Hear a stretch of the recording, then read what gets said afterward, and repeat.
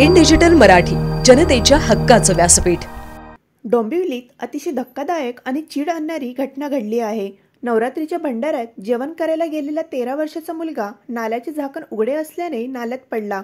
मुलाचे आई वडील इतरांना सांगत होते की आमचा मुलगा नाल्यात पडला आहे, त्याला वाचवा, परंतु असंवेदनशील असलेले लोक जेवण करण्यामध्ये मग्न होते।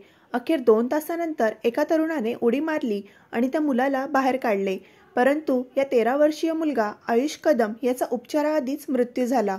डॉक्टरांनी सांगितले अर्धा तास पूर्वी आयुषला उपचारासाठी आणले असते तर तो वाचला असता। या प्रकरणात निष्काळजीपणा करणाऱ्या महापालिका आणि MMIDA अधिकाऱ्यांच्या विरोधात कारवाईची मागणी केली जात आहे। एवढेच नाही, आयुषच्या कुटुंबाला प्रशासनाने आर्थिक मदत करावी अशी मागणी देखील करण्यात आली आहे। आयुष एकनाथ कदम याचा दुर्दैवी काल या नाल्यामध्ये पडून मृत्यू झालेला आहे।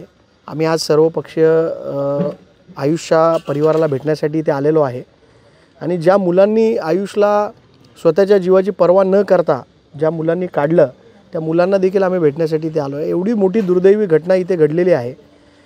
MMRD असेल, कल्याण डोंबिवली महानगरपालिका असेल, यांच्या दुर्लक्षितपणामुळे त्या मुलाचा आज दुर्दैवी मृत्यू झालेला आहे।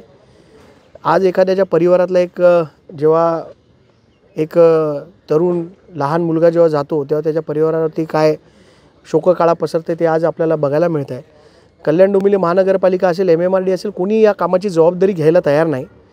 आपण बघत असेल तर माझ्या मागे रिंग रूटचं काम सुरू आहे आणि त्या रिंग रूटच्या कामामध्येच या इथून RMCच्या मोठ्या प्रमाणात गाड्या गेल्यामुळे हे झाकण तुटलं होतं अशी लोकांचं म्हणणं आहे आणि त्याचमुळे या मुलाचा दुर्दैवी मृत्यू झाला आहे। आमची प्रशासनाला मागणी आहे की या मुलाच्या परिवाराला 25 लाखाची मदत, आर्थिक मदत ही शासनाकडून मिळावी। महापालिका असेल, MMRD असेल, कोणीही द्यावी, पण या परिवाराला आज मदतीची गरज आहे। गरीब परिवार आहे, त्यांना मदत मिळावी अशी आमची सर्व पक्षांची मागणी आहे।